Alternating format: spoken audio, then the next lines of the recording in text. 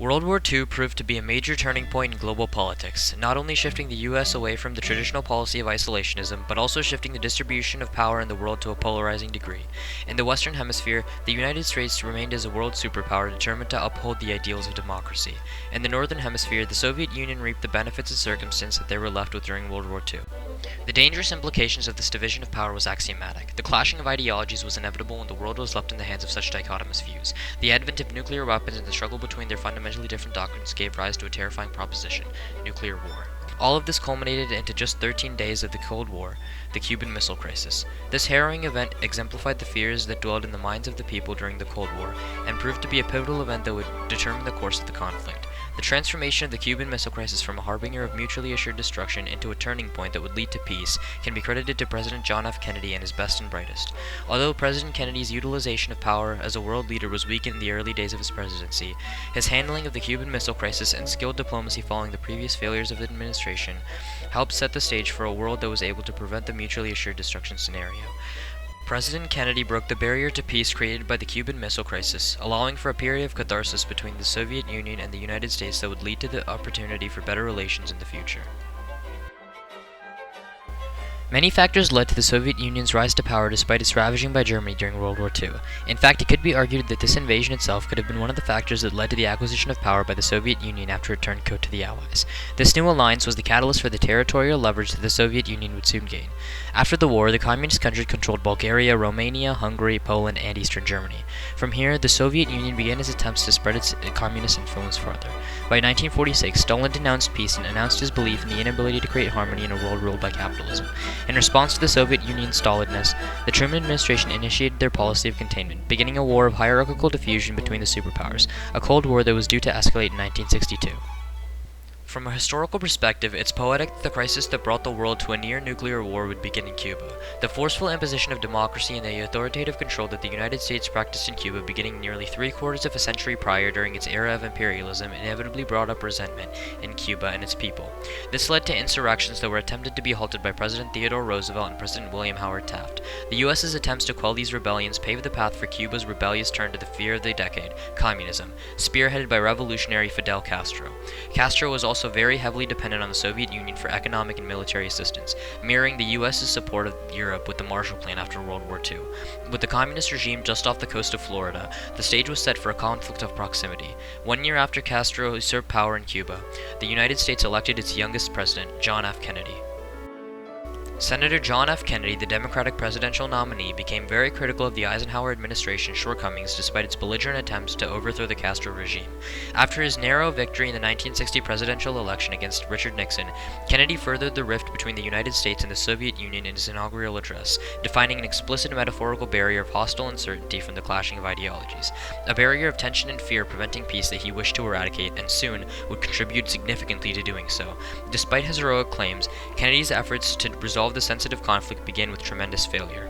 Just after his victory in the election, Kennedy was informed of a remnant of the Eisenhower administration that was now under his jurisdiction, another of many aggressive solutions to the threat of the Castro regime. The plan involved anti-Castro Cuban exiles to be trained by the CIA and sent to Cuba to stage a coup and remove Castro from power. The crux of the plan was that these refugees would incite the Cuban people to join them and rise up against Castro's regime.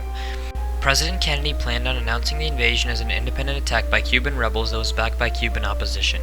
It was clear that at the time, government personnel believed that the invasion would be a minor success, but a success nonetheless, a step towards the liberation from a nearby democracy blocking wall. In the end, it ended in utter failure. By April 19th, all of the exiles were captured or killed. The Bay of Pigs fiasco brought great controversy over the ability of Kennedy as a president. The world denounced Kennedy, and ironically, the failure of the invasion had the opposite of intended effect. Castro saw the Bay of Pigs invasion as a victory and declared his increased dedication towards communism, invoking more assistance from the Soviet Union. Soviet Premier Nikita Khrushchev sent President Kennedy a telegram in response to the invasion the following day. The telegram conveyed Khrushchev's distress concerning the unexpected invasion. He was in shock that the U.S. would take a military offensive towards Cuba and elaborated that he didn't understand the U.S.'s motives when previously improving relations and avoiding war was a point of discussion among representatives of both countries.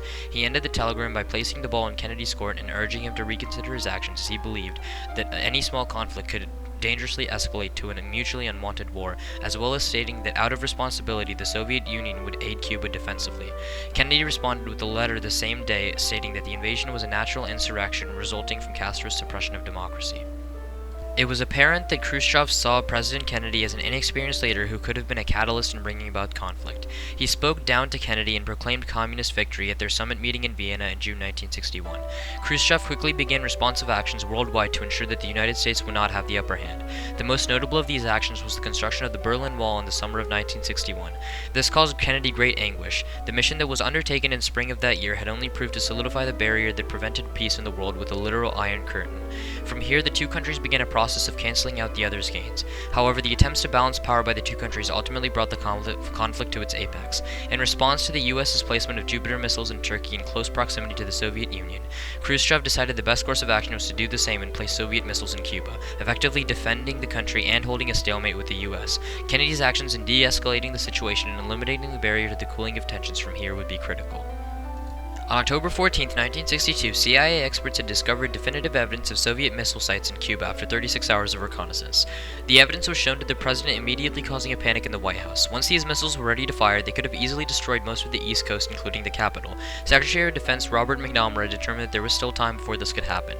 General Maxwell Taylor disagreed, believing that the presence of infrastructure already placed in Cuba was a telling sign of danger. He advocated for an airstrike. He discussed his plan with the president, who was in a state of disbelief. This seeming act of aggression solidified in Kennedy's mind that Khrushchev could not be trusted. Because of this, Kennedy's sense of caution when dealing with the Soviet diplomacy in the later days of the crisis was heightened. However, initially, Kennedy stated that the airstrike was going to be their resolution, likely resulting from the sense of shock and uncertainty.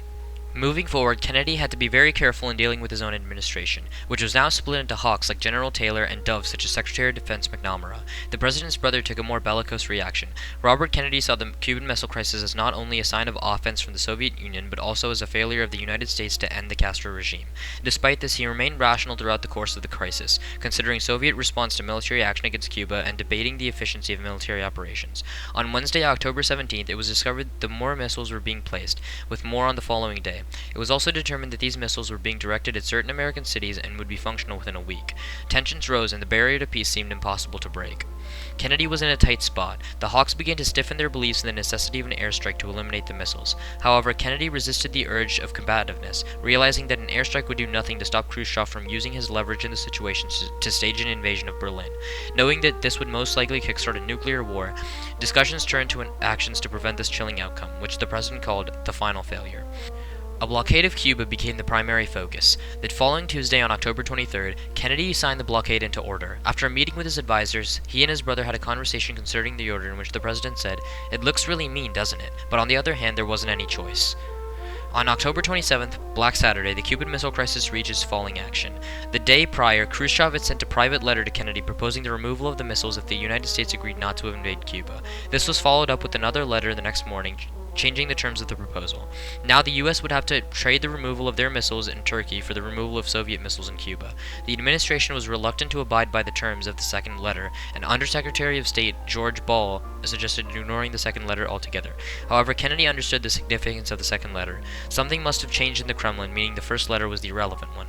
The problem with removing the missiles from Turkey was the compliance of European allies and NATO. Secretary of State Dean Rusk believed that NATO's refusal would have forced Khrushchev to change his demands, most likely a plan that would have ended in failure. Despite all this, Kennedy convinced NATO that the refusal to remove these missiles would begin conflict in Berlin.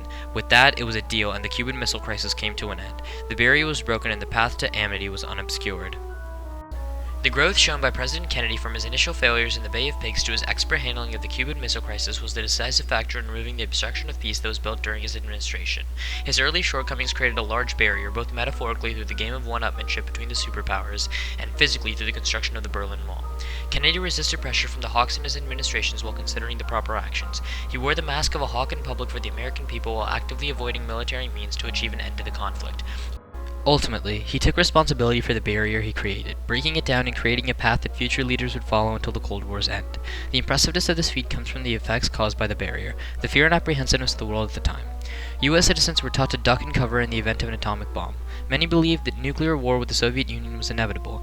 None could have predicted the course the world would take. Notwithstanding, President Kennedy dissolved these notions in the face of the uncertainty of the era and continued to reveal the path to peace.